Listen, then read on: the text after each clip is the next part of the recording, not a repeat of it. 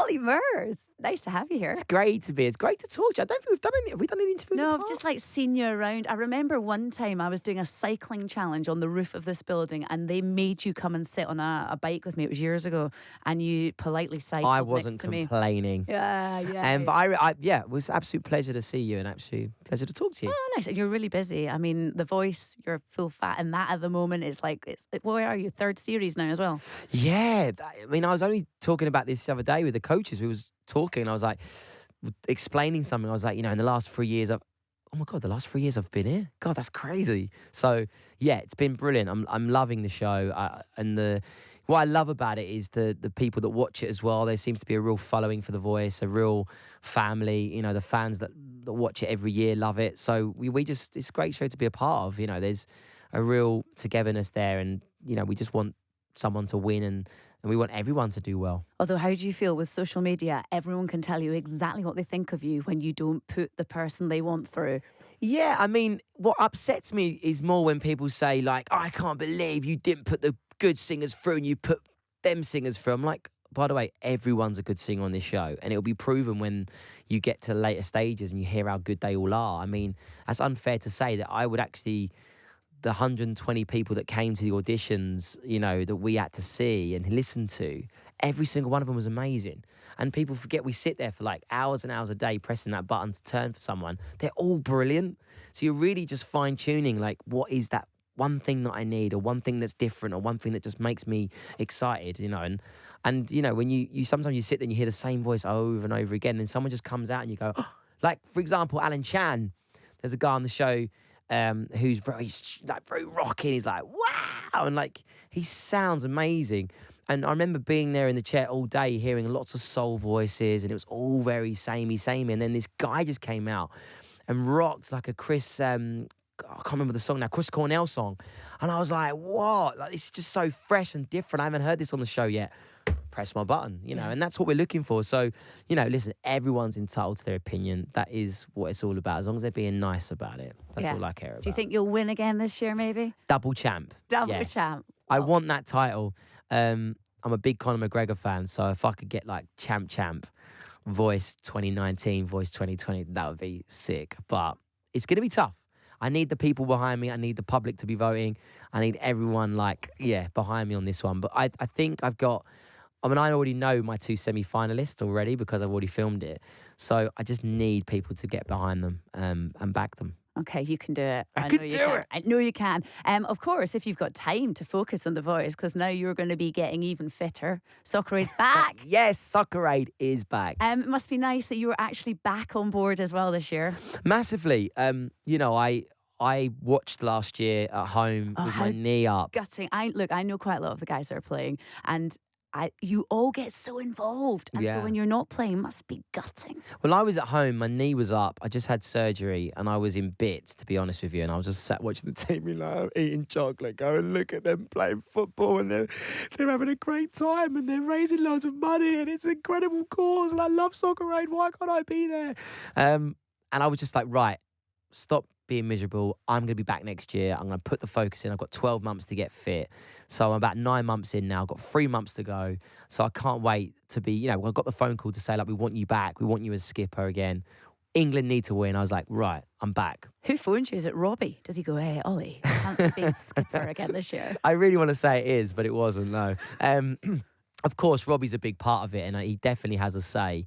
But the team behind Soccer Aid's amazing. But listen, we love it. It's a great day. It's a great week, to be honest with you. Playing football at Old Trafford, it's under the lights. It's 70,000 people. It's an excitement that I've, as much as I sing and I perform in front of thousands of people on my own, there's something really special about being able to play football in front of them crowds every week, and to be able to do it just once a year or twice a year is amazing. So I'm very proud to be doing it. But I'm also proud to be back with UNICEF, and I've gone away and experienced and seen what the money does and where it goes and how it helps families and kids around the world. So for me, that's a massive, massive part of the show that, and the donations that they get is incredible. And thank you to every single person that's donated in the past. And, they do make a massive, massive difference. And that's coming from, like I said, someone who's gone and seen it firsthand. That's why I do Soccer Aid now. It's brilliant and I love it. Yeah, so it's fun, but also, my goodness, you raise a lot of money. It's Incredible. amazing. And the government really back it as well. There's a huge, like I say, big machine, it's a big old machine, but everyone gets involved. The whole country gets behind it. We all get behind it. It's amazing. What a great night. You get to watch football. You get to watch and laugh at all us celebrities looking awful and falling over. Oh, you And look you good. get to see some ex-pros that you love to see, and you get to, it's a great night. It's fun. And then at the same time, we get to help millions of people around the world. Yeah. So yeah, it's brilliant. And it's good as well because the girls are on board as well now as well. I love that. It was something that the organisers of it and everyone involved in it was wanting to do for years, but it was just trying to get the balance right and trying to figure it all out. But I'm so glad they're involved, and I can't wait because I missed out last year in being involved and being with the girls and just having fun. So yeah, and they're great. I mean, they're great players, so it's going to be brilliant. Yeah. I mean, I don't want to rub salt in your wound, but you've played 5 times, haven't you? And haven't scored. Have you? I mean, do you think maybe this time? Played 5, scored none. You get its enthusiasm though. But I've won it more times than anyone. So I listen. It's a team game. It's not about the goals. It's not about the glory. I'm not going to lie to you. I really, really want to score. But as long as we win, that doesn't matter. Yeah, you can't let Mark Wright keep scoring and getting all that. I kind of, know, credit. right? Well, I've got to see that free kick again. I mean, I watched it last year and I was like, when you watch it at home, you can see how determined he is to try and score again. But listen, I've had my chances. I hope this year I get that opportunity. I really do. And if I do, trust me, I will put it away this time. Well, I'd just like to say, looking at Instagram, I have it here. I'm just going to remind you. Yeah. Because as viewers and as ladies watching, all these men with their rippling abs out, you always do that bit where you all wear your shorts, so you take your tops off and run in training, and that photo goes viral. And this little transformation, Ollie, your body's looking good. I mean, the rug needs a trim, doesn't it? I mean, it's someone did try and post something nasty to me. Like, there's always someone. They're like, oh, Murs, you and your 6-pack out, bloody hell, mate. Like, and I just went, well, if I was going to do it properly, I would have at least shaved the rug. I mean, it looks horrendous. I've got hairy nipples. You know what I mean? Well, look, how long did it take to get like that? About 6 or 7 weeks. Is that it? You must be starving. No, I'm not.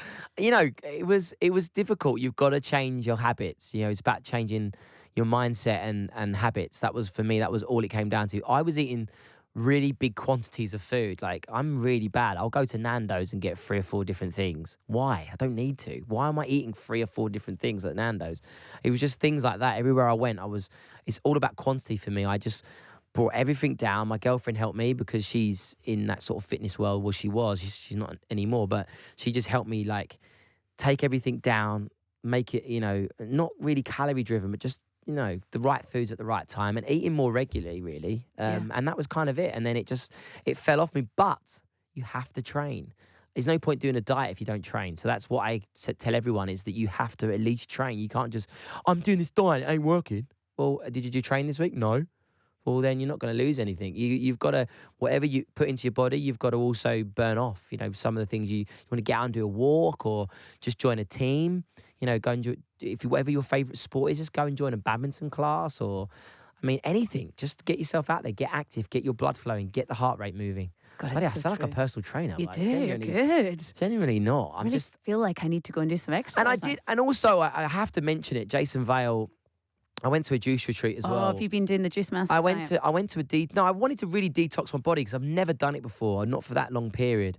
And I went to his place in Portugal, and I've got to say, for anyone listening, I don't work, and Jason's never said to me to talk about it. He said, I want you to come here and have a private time. But I feel like I have to speak about it because it was one of the most amazing things I've ever done. I was in this retreat with 45, 50 other people, never met them before. They all come from different walks of life, different jobs, different backgrounds, and all have different reasons for being there. And the camaraderie and the team spirit and everyone doing it together was one of the most amazing things I've ever done. The hiking, we did classes together, we did all these great things. And the juicing really helped me with my mindset, cleanse the body, and just, of course I missed eating food. We do all love eating food, but it was just really nice to give the body a rest and just cleanse everything and start again. God, it sounds like you've become a new you. It's like I've gone all zen. I know. No, just it's always something I've been really positive about. But I think now that people have seen the photos, and now that you're asking me the question, I think it's just important to portray that message. You know, I'm not a personal trainer. I'm not a fitness guru. I don't know the ins and outs of the human body and what you should and shouldn't do. But what I did was, you know, diet, and I trained. And also, by the way, when you do exercise, it can make you feel great. So why wouldn't you want to do Yeah, it? God, I feel amazing. Honestly, I watched myself on The Voice at the battles and the knockout and the blinds. I was like, oh my God, I look so out of shape, and also at the time I felt lethargic, grumpy, felt tired. Yeah, it doesn't come across on TV, but inside I just didn't feel great. Now I feel amazing. I feel great. I feel like I can get up I got up this morning at like 5 o'clock and I didn't feel tired. I was just like, yeah, right, I'm in. I was buzzing. You're on it. Has this got something to do with it? This lovely lady. This is Exhibit B from Instagram. Probably. Oh, You know what? She's gorgeous. She is. She's very gorgeous. Amelia. Inside and out. Yeah, Amelia. I'm sure she has a massive. I know she has a massive part to play. You know, I've been single for a long time. You know, and yeah, of course I enjoyed many parts of being single, but most of it I was just wanting to find someone, and that was kind of what it was. I was just like really trying to look around and find the perfect girl, and I was very lucky and fortunate. Last summer, I was able to meet her. So yeah, she's been a massive part, definitely. Just having someone in my life that brings so much positivity as well. It's not always about me bringing some positivity. I've got someone next to me that's got great attitude to life. She's just a great person to be around. So yeah. Looks like you're really happy. I'm very happy, very, very happy, man. God, I hated being single. So literally, it's the best thing ever. So I'm just happy that I've met someone that you have to, you have that connection with, you know, and she makes my life easier, and I hope I make her life easier as well. And we just clicked very, very early. Like, it just felt very natural. Lovely. Too natural, actually. It was like after 3 or 4 weeks of being with each other, it was like, God, I feel like I've known you all my life. So I like to think that's a good thing. Oh, this is good. You're properly lived up, aren't you? She said it to me. She's like, you know what? I just feel like I've known you all my life. I'm like, well, you know, there's loads of new and interesting things you can learn about me. No, I'm quite a fun person. But yeah, I mean, she came in at probably one of the most difficult times in my life, and one of the most hardest times, being at home with my leg up. Just had surgery, not being able to move. So I wasn't the most fun, great person to be around. I wasn't What should we do today? Sit back and... Yeah, so thought we could just watch another episode of something on Netflix.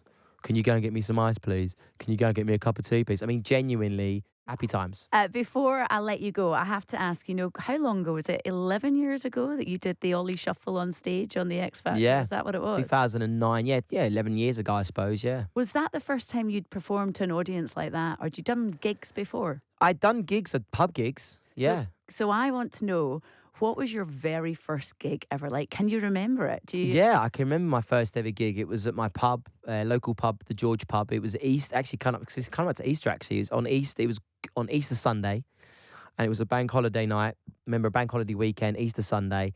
It was at the George, my local pub. It was me and my mate, John, my first ever gig. I spent 4 or 5 weeks practicing, rehearsing for it. I even did a gig at my mum's house, at my nan's house. All the family came. We did like a prep for it, so we had to like play all the songs. And they gave me like their critique. Oh, I don't like that one. Don't do that one. Oh, no. And then on the Sunday, we went and did the gig. And I remember the first sort of half of the set, we did 11 songs, and like genuinely no one listened to us. And everyone was just like walking past us. People were like, there was a fight broke out. And it was one of my mates involved, and I had to like stop the gig and walk over and like calm it down and then get back behind the mic, and people just weren't bothered. And then it was really interesting because then we had a little break, then we came back, and then I don't know, the pub sort of started listening, and then I just got this sudden urge and buzz of like, this is incredible, and everyone was singing the songs and everyone was getting behind us. They were taking videos, and there's some videos on my Facebook from years ago when I did it, and that was it really. That was the bug. I got the hook. I was hooked from that moment, and that was 2007, I think, or 2008 maybe, 7 or 8. So that was it. I was hooked, and then that was it. My career changed. And then the next big, huge event when you've kind of like done well on X Factor, you're now doing your own event.